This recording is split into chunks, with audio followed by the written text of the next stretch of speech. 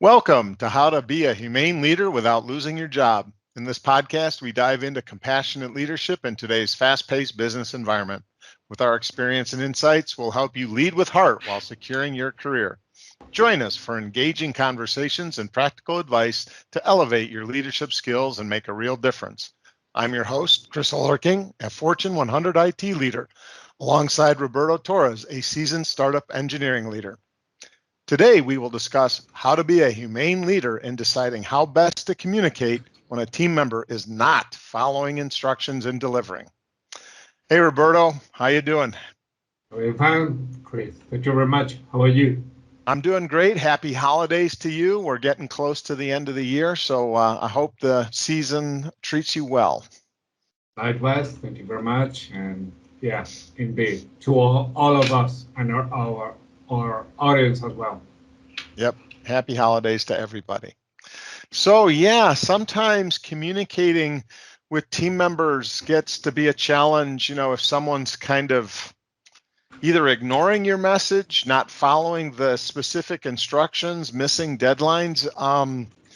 I've certainly had this experience in my life, with team members who didn't initially seem to be following the communication that maybe I had given to many team members, and others seem to be following it. So I do have a couple of different things that I've tried over time. You're actively leading teams right now. So what have you encountered? And then we'll get to my history. Well, yes, actually, I'm leading right now a team which is growing.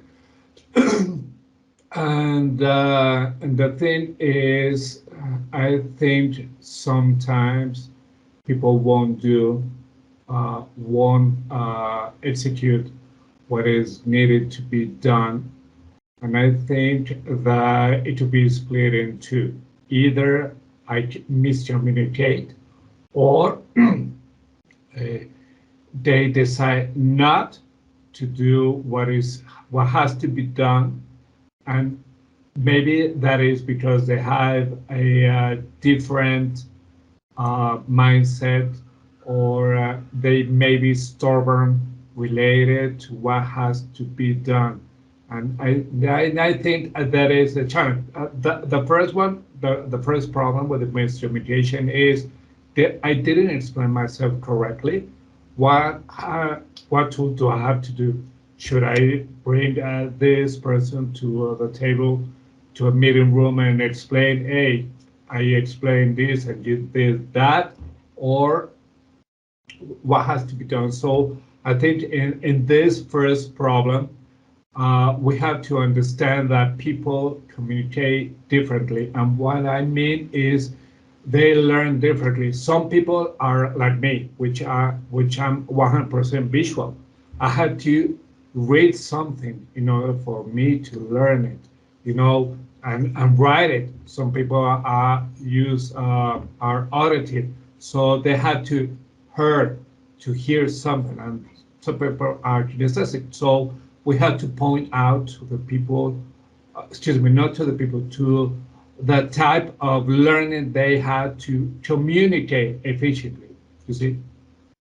Yeah, and you pointed out something at the very beginning of your description of the thing. Is your first assumption was what a humane leader does, which is assume that you did something wrong first. And I think in any miscommunication, a humane leader always needs to, you may be assuming wrong, but the first assumption needs to be that you did not communicate it well, either via the methods that work best for that employee, or purely just really didn't get your points across very clearly. So a humane leader should always assume initially that it's them.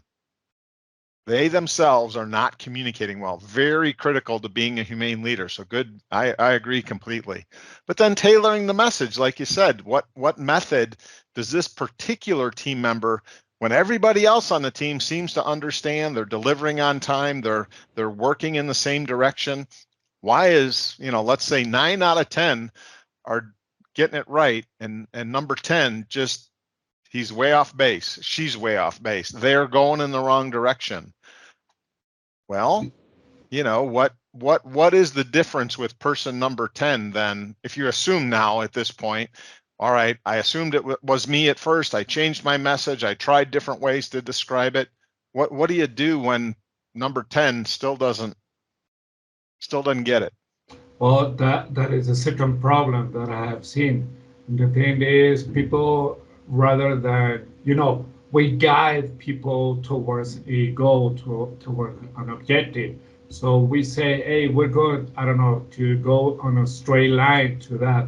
And those kind of people, which are the 10th ones, the ones that we have tried many methods and to convey these messages, and they don't follow that. Maybe they are stubborn, or maybe they want to do stuff their own way, but that doesn't mean that it has to be the proper or the correct one. So I think the biggest challenge it will be to align these people to what has to be done, because it could take maybe more time, it could take maybe more money, or it could deviate from the process that has to be done. So I think those are the biggest challenge. You mentioned earlier, when we began talking about this episode, that you faced this problem before. Did you have a communication problem, or someone which was, it's my way or the highway? Did you have that one? What I had was a person who felt they were delivering exactly what I asked for, but it was so off base that I literally couldn't believe that we were talking about the same project. This is how different our views of the deliverable were. And what I did, again, first, I assumed it's me. So I tried some different communications. I outlined the instructions in other ways. So not only via our one-to-one discussion to clarify. I also did a chart, in project planning software to help kind of explain this part of the deliverables due by this date, and it can overlap with this part of the project, but these parts need to finish on a certain schedule.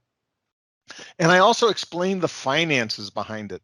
This person was somewhat motivated by money in terms of doing the right thing for the company and budget. And we had some things, some equipment that was going back on lease. And so there were cost penalties if we didn't finish in time, right? Because then we'd have to extend the lease, and there's all kinds of bad financial things. When a company knows that you can't return the equipment, they can increase the leasing rate, right? So that's all kinds of bad things.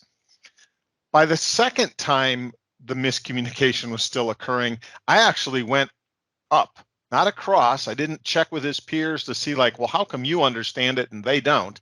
I went up to my boss and said, I'm really struggling with this one. We knew that this person in general had been a bit of a performance problem, very, very intelligent person, but was what I like to call an academic. In other words, loved to learn new technologies, loved to learn about things and learn them very in depth, but was not very good at applying that knowledge and actually getting the things done. Just loved to study the manuals, learn all the features, maybe a lot of features we were never going to use. But then in terms of getting it implemented and getting it out to the customer, very late. So this was a situation where I've kind of led up to knowing this. So when I met with my boss about it, we brainstormed, more ways to try and communicate differently. And sometimes, it's a combination of a history with me. So part of it was a history with me, right? This person was about 15 years older than I was. When I joined the company, this person was much more senior than I was, and I passed them up and became significantly more senior than they were. So there was a lot of factors in could this possibly be partially ego or disgruntlement over they didn't get the promotions that I got. And as we worked through it with my boss, we actually determined, what, in general, that doesn't seem to be the pattern in this situation, because other leaders who had this person. So my leader was able to confer with me as like, look, this person reported to these other people, and this was a common problem. So we could diffuse that. Hey, I'm thinking it's me. I need to try different things for me. I'm being the humane leader. How am I screwing this up?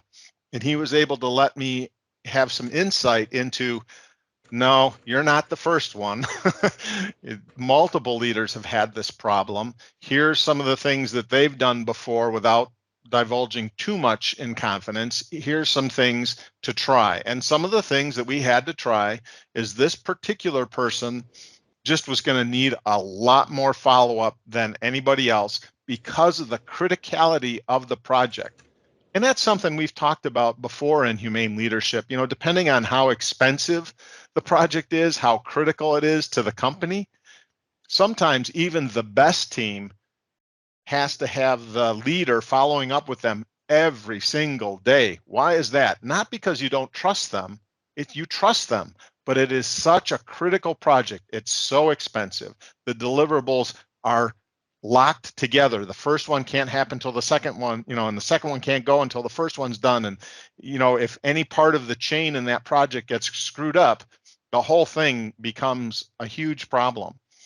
And so the reality was I really needed, as a leader, to invest significantly more time communicating with this person, following up. I actually ended up being a resource on the project to a degree, helping complete some of the tasks to show that they could be done in a reasonable amount of time, demonstrating that this is how some of this could be done. I was still a very technical manager at the time. And ultimately for me, it was a big learning, because this was the most difficult communication I had had in my career at that point. I was probably 10 years into being a manager at that point. I had had some difficult communications over time, but this was one of the toughest ones, because this was a team member who'd been with the company over 20 years, probably 25, had known communication issues with other managers. I hadn't been aware of it up until that point, so it was kind of a surprise for me because he was new to my team, or I was new to his team.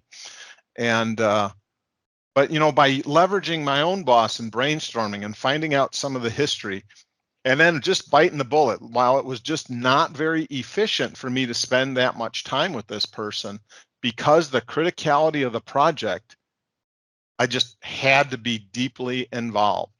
And by working more side by side, the communication could be partially working together, working through a problem together, and kind of teaching him, even though he was much older than I was, teaching him that not every little detail is relevant to a solution depending on what you're working on.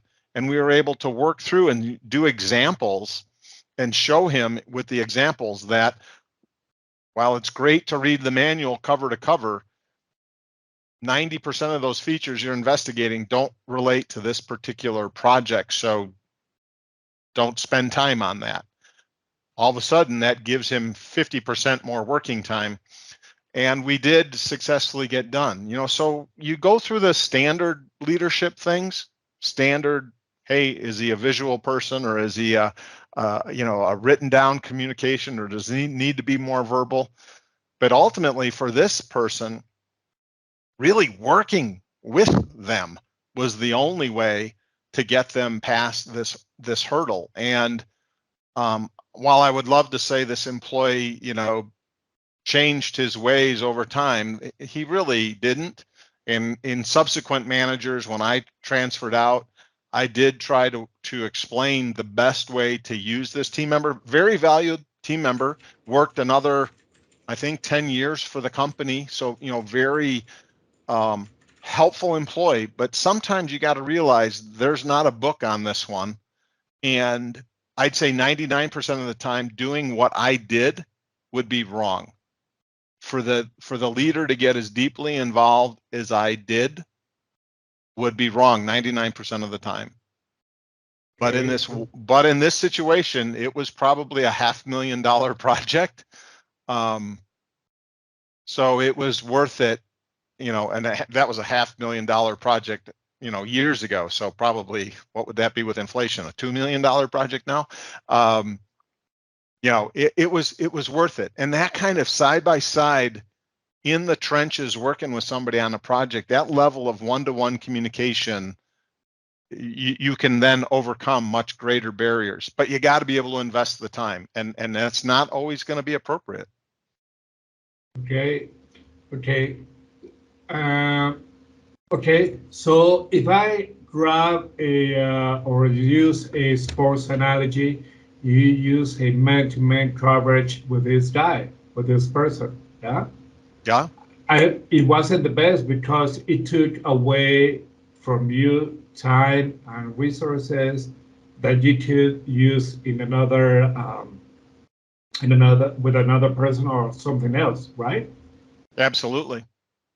Okay, and with that, what was the outcome, not of the project, of this person?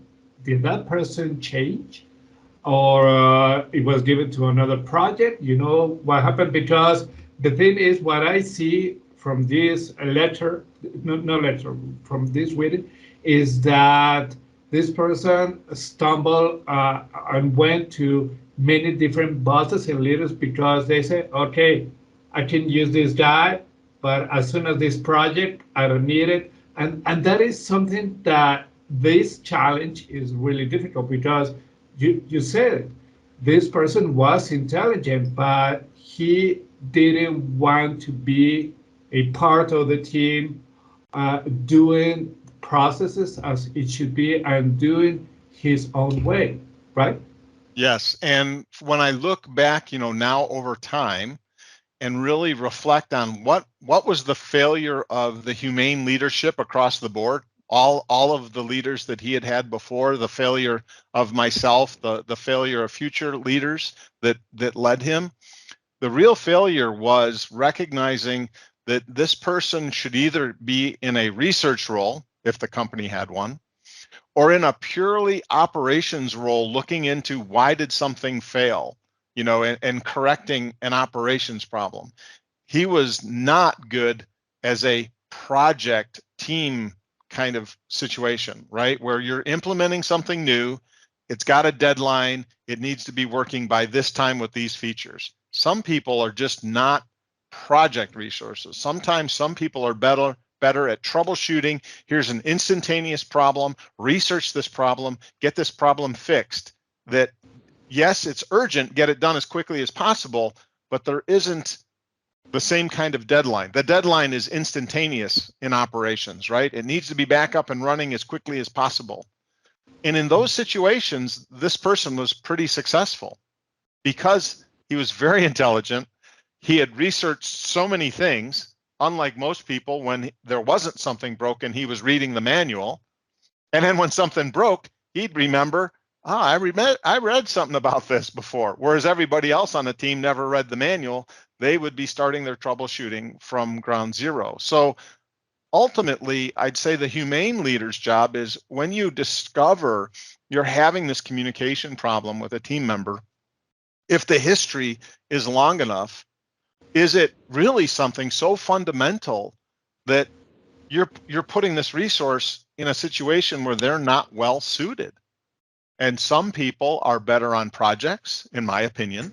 Some people are better as operational, on-call, solve the problem people. Some people are just pure research type people, investigate new things and then propose that, hey, some people who know the business should look into this new thing I researched, but I'm not really sure what it's good for. So there are different personalities, right, that fit in different organizations. And if the company is large enough to have roles dedicated in these different areas of operations and projects and research and so on, maybe it's a situation where a team member, because of some reorg that took place, which is what happened here, is there was a reorg and this person got assigned into a team because he had been a communication challenge before, but he got assigned into a team because nobody else wanted to handle him. That's not a great thing. He was never a player. He was never the best on the team of anything, but he was a solid operations guy.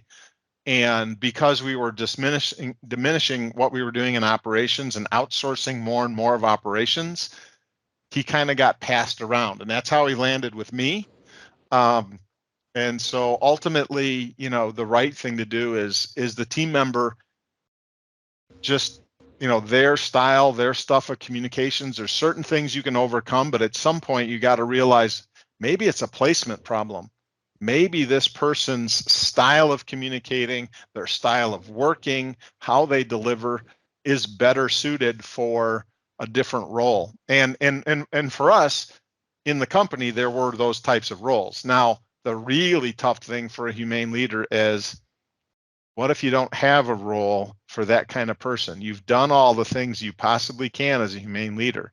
You've coached, you've mentored, you've gotten involved in their project or their operations troubleshooting or whatever their role is, and you're in the trench working with them and it's still not working. That may be a humane leader for a discussion for another point, because you may have to decide that this person doesn't belong in the company, but that's maybe a topic for an episode in 2024. Yes, and the thing is that the most difficult stuff is denying yourself of this person, because you might say, "Oh, this guy is intelligent. This guy it is proficient," but if they don't belong, it is something that you must take plainly, totally. You could say, not involving the heart, and giving having straight facts about this hard data to know, is this person the good one or not. But that is, as you mentioned, another topic for a future episode. And I think that with all this experience that you have, going one-on-one and with this kind of a person stresses you.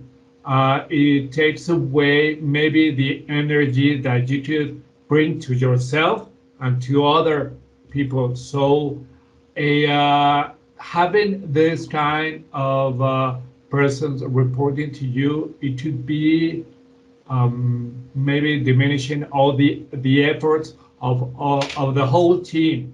So we must be unbiased, excuse me, about everything that we are doing, because otherwise we will be doing more effort towards a goal that could be waste of time. Yes, ultimately, the humane leader has a responsibility to the company to keep the company profitable and efficient. And we want to do that in the most humane way. Yeah, indeed. Well, okay, great. And before we do the wrap up, do you have any pointers to our audience, humane leaders who could be facing this kind of problem? Well, certainly, as you mentioned, number one, right, is assume first yourself, right, that you didn't communicate it well yourself. So think about that. Maybe if you have a peer to share it with, if the other team members are getting it and this one's not, okay, it's probably not how you're communicating it. Two, are there some more specifics you could give the person that is missing the point? In other words, are your points that this part of the project that this particular person is working on versus the others, were you equally objective about it? Are the measures of success, the measures of the output, as equally objective for this person's portion of the project versus everybody else? Because sometimes some of the project could be very objective for others, and maybe what you're assigning this person is a bit too vague. So again, did you communicate it well? So be very specific about those kinds of things. And then ultimately, it's for me was you do have to increase the time somewhat with this person communicating in all the different styles, visual, verbal, etc., so that you have basically checked all the boxes, the typical leader management boxes that I've done, all the things that are normally done. Then you can consider some of the odd things like I did, which is actually get involved with the project, but you got to determine if it's worth it. ultimately for us in the financial situation, my boss and I decided it was worth it for me to be that involved. Other times you may not, and that's when you get into the tough decisions of maybe this person isn't the right fit for your company. Yes, I think adding of what you have told me, it is that yes, we want the best for our team, and yes, we want the team to thrive. But the thing is, if if some people are a burden, we have to recognize that and not going a stretch with the actions and how could we help this kind of persons. But we have to stick to ourselves and say, okay, we need to deliver this on this date, and we cannot spend more money. If we face someone who is like this, who is deviating, who is making this project not successful, we have to take a hard decision, but based on hard data and and making these decisions very thoroughly, thinking straightforward, taking these hard decisions. But we have to take it because otherwise it will be our downfall. I don't mean it as humiliators, I mean it as a team. So we have to take these actions, but we have to be really unbiased about this. Absolutely true. Yeah, Absolutely true. great. So please do, thank you, Chris. Please do the wrap up then. Yes. Well, thanks for joining us on another episode of How to Be a Humane Leader Without Losing Your Job. We hope our insights help you become a smarter and more strategic leader. Apply today's lessons to see the positive impact on your team and career. Catch all our episodes on the most popular streaming apps and also on YouTube. Join us next year in 2024 as we discuss something trendy in the leadership world. Happy holidays, Roberto. We'll talk to you You next too. year. Sure. You too. Bye bye, Chris.